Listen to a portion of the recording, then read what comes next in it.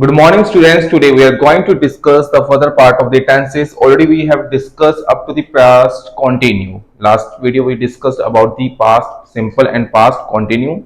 In this video we will discuss about the past perfect and past perfect continue. Past perfect and past perfect continue. So first let's discuss about the past perfect where we use the past perfect. First of all, we need to understand the structure of past perfect, subject plus, had plus, what's the third form plus object. You have to keep your mind that we always use third form of the verb with the perfect tenses. जहां भी perfect tenses आ जाता है वहां पे हमेशा हम verb की third form का use करते हैं. The structure of the past perfect is that subject plus had plus verb की third form plus object.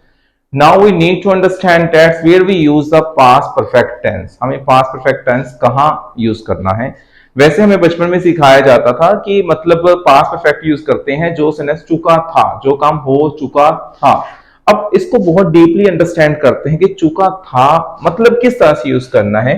मान लो दो काम पास्ट में हुए हैं, दो काम हुए हैं, दोनों किस में हुए हैं, पास्ट में हुए हैं. ठीक है, जैसे एग्जांपल है डॉक्टर के आने से पहले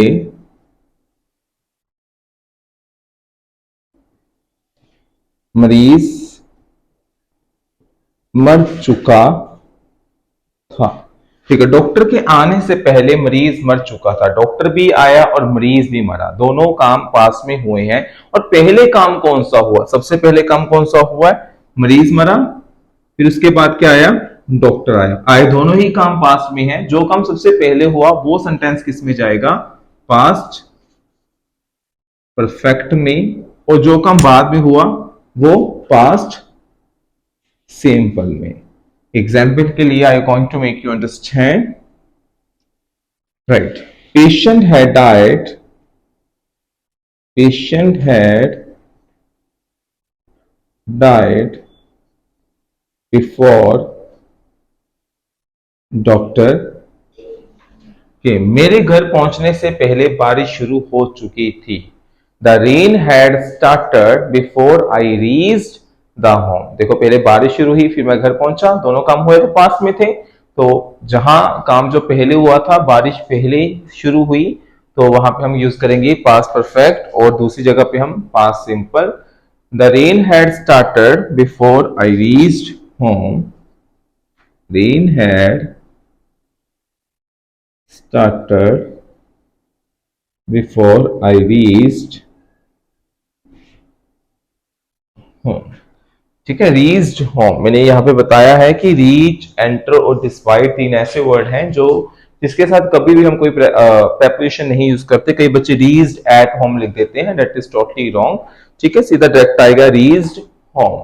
ठीक है, और इसी तरह बहुत सारी और भी एग्जाम्पल कर सकते हो कि वह चला गया था, ही हैड गॉन, मतलब किसी काम से पहले उससे वो चला गया हो, तो वहां पे हम क्या यूज करते हैं, पास्ट परफेक्ट. वह चला गया था, तुम्हारे आने से पहले वह चला गया था. He had gone before you came. मेरे स्टेशन पहुंचने से पहले गाड़ी जा चुकी थी. The train had left the station, left the platform before I reach the platform.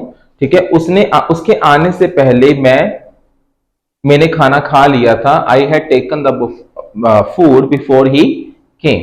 ठीक है, इसी तरह से आप lot of sentence you can make, and with this sentences, with the help of this sentences you can do the lot of practice. आपको इसके बार बार इसको sentence बनाते रहना चाहिए कि मतलब ताकि आपके माइंड में ये सेट हो जाए कि how to be use. And frequently used के लिए भी, अगर आप अपने टंग पे जल्दी से जल्दी सेंटेंस को लाना चाहते हो कि frequently come on your tongue, then you need to make more and more sentences for the practice purpose.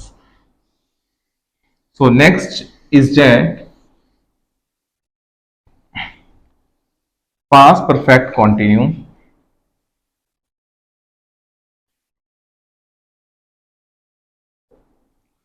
Past perfect continue हम कहाँ यूज करते हैं, जैसे कि प्रेजेंट परफेक्ट कॉन्टिन्यू हमारी लास्ट वीडियो में यू कैन चेक ओवर दिया. जो काम मतलब पास्ट से शुरू हुआ है, प्रेजेंट में चल रहा है, और जहां पता नहीं फ्यूचर तक कब तक चलेगा. जब कोई कंटिन्यू के साथ टाइम दिया जाता है वहां पे हम मतलब प्रेजेंट कंटिन्यू के साथ कोई टाइम दिया जाए तो प्रेजेंट परफेक्ट कंटिन्यू बन जाता है. ऐसे पास्ट कंटिन्यू के साथ कोई टाइम दिया जाए तो वो क्या बन जाता है, पास्ट परफेक्ट कंटिन्यू।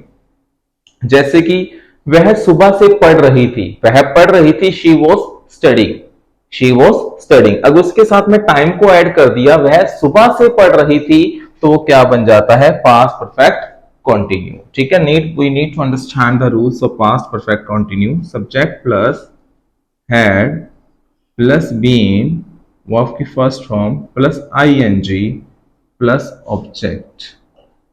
ठीक है, उसके बाद जो सिंस और फॉर का यूज होता है और accordingly you have to use, फिर टाइम आता है, टाइम से पहले हम सिंस और फॉर का यूज करते हैं, और सिंस का यूज होता है पर्टिकुलर टाइम के लिए और फॉर का यूज होता है पीरियड ऑफ टाइम के लिए। जो निश्चित समय है वहां पे सिंस लगेगा, जो पर्टिकुलर समय नहीं है, निश्चित समय है, वो that is there we use for. ठीक है, मैं सुबह से पढ़ रही थी, she had been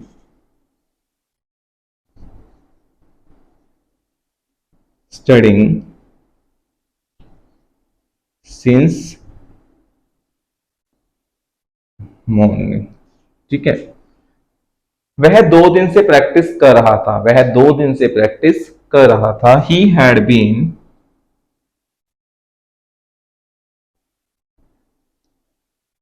practising for 2 days।